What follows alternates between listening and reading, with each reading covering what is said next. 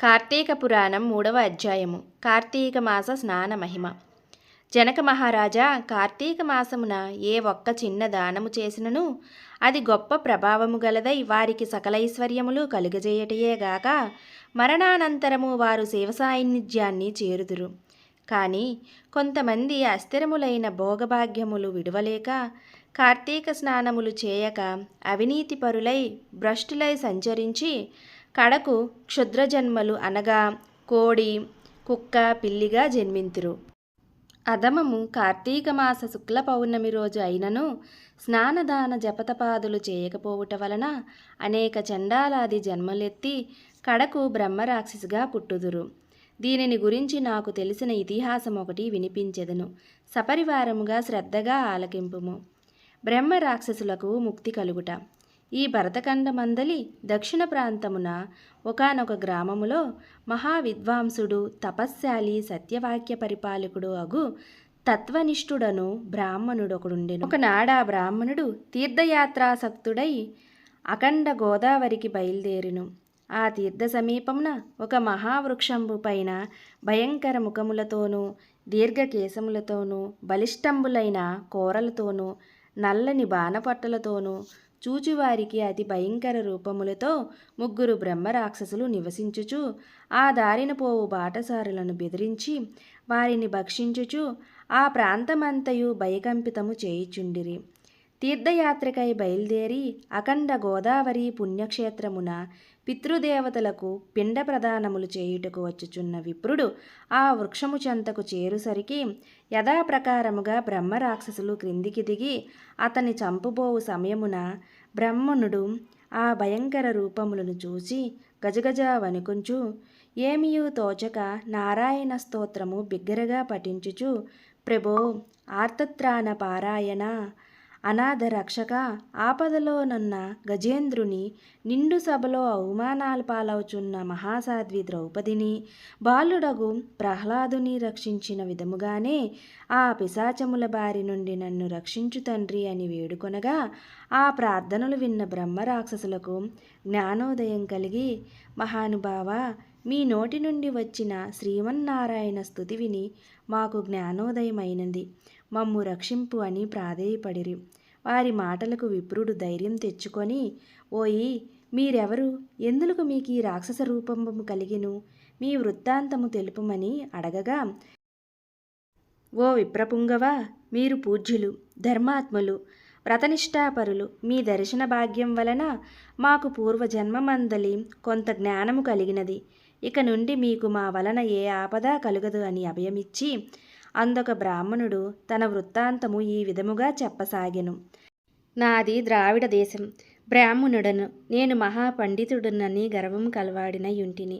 న్యాయాన్యాయ విచక్షణలు మాని పశువు వలె ప్రవర్తించితిని. బాటసారుల వద్ద, అమాయకపు గ్రామస్తుల వద్ద దౌర్జన్యంగా ధనం లాగించుకొని దుర్వ్యసనాలతో భార్యాపుత్రులను సుఖపెట్టక పండితులను అవమానించుచు లబ్ధుడనై లోకకంటకుడిగా ఉంటిని. ఇట్లుండగా ఒకానొక పండితుడు కార్తీక మాస వ్రతమును యథావిధిగా ఆచరించి భూతతృప్తి కొరకు బ్రాహ్మణ సమారాధన చేయు తలంపుతో పదార్థ సంపాదన నిమిత్తము దగ్గరున్న నగరమునకు బయలుదేరి తిరుగు ప్రయాణములో మా ఇంటికి అతిథిగా వచ్చెను. వచ్చిన పండితుని నేను దూషించి కొట్టి అతని వద్దనున్న ధనము వస్తువులు తీసుకొని ఇంటి నుండి గెంటి వేచితిని. అందులకు ఆ విప్రునికి కోపం వచ్చి, ఓరి నీచుడా, అన్యాక్రాంతముగా డబ్బు కూడబెట్టుటయే చాలక మంచి చెడ్డలు తెలియక తోటి బ్రాహ్మణుడనని కూడా ఆలోచించక కొట్టి తిట్టి వస్తు సామగ్రిని దోచుకుంటివి. కావున నీవు రాక్షసుడివై నరభక్షకుడిగా నిర్మానుష్య ప్రదేశములో నుందుగాక అని శపించుటచే నాకీ రాక్షస రూపము కలిగినది. బ్రహ్మాస్త్రమునైనా తప్పించుకోవచ్చును గాని బ్రాహ్మణ శాపమును తప్పించుకోలేము కదా. కావున నా అపరాధము క్షమింపుమని వానిని ప్రార్థింతిని. అందులకు అతను దయతలచి, ఓయి, గోదావరి క్షేత్రమందుక వటవృక్షమును కలదు. నీవందు నివసించుచు ఏ బ్రాహ్మణుడు కార్తీక వ్రతమాచరించి పుణ్యఫలమును సంపాదించియుండునో ఆ బ్రాహ్మణుని వలన పునర్జన్మనొందుదువుగాక అని వెడలిపోయిను. ఆనాటి నుండి నేనీ రాక్షస రూపమున నరభక్షణము చేయుచుంటిని. కానా ఓ విప్రోత్తమా, నన్ను నా కుటుంబం వారిని రక్షింపుమని మొదటి రాక్షసుడు తన వృత్తాంతమును చెప్పును.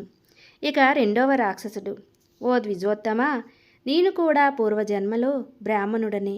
నేను నీచుల సహవాసము చేసి తల్లిదండ్రులను బాధించి వారికి తిండి పెట్టక మార్చి అన్నమో రామచంద్ర అనునటులు చేసి వారి ఎదుటనే నా భార్యాబిడ్డలతో పంచభక్ష్య పరమాన్నములతో భుజించుచుండేవాడిని. నేను ఎట్టి దానధర్మములు చేసి ఎరుగను. నా బంధువులను కూడా హింసించి వారి ధనములు అపహరించి రాక్షసుని వలె ప్రవర్తించి తిని. కావున నాకీ రాక్షసత్వము కలిగెను. నన్నీ పాపి పంకిలము నుండి ఉద్ధరింపుము అని బ్రాహ్మణుని పాదములపై పడి పరిపరి విధముల వేడుకొనెను. మూడవ రాక్షసుడు కూడా తన వృత్తాంతమును ఇటుల తెలియజేసెను. మహాశయ, నేనొక సంపన్న కుటుంబములో పుట్టిన బ్రాహ్మణుడను. నేను విష్ణు ఆలయంలో అర్చకునిగా ఉంటిని. స్నానమైనను చేయక కట్టుబట్టలతో దేవాలయంలో తిరుగుచుండెడివాడను. భగవంతునికి ధూపదీప నైవేద్యములైనను అర్పించక భక్తులు కొని తెచ్చిన సంభారములను నా ఉంపిడి గత్తులకు అందజేయుచు మధ్య మాంసములను సేవించుచు పాపకార్యములు చేసినందున వలన నా మరణానంతరము ఈ రూపమును ధరించి తిని. కావున నన్ను కూడా పాప విముక్తిని గావింపమని ప్రార్థించును.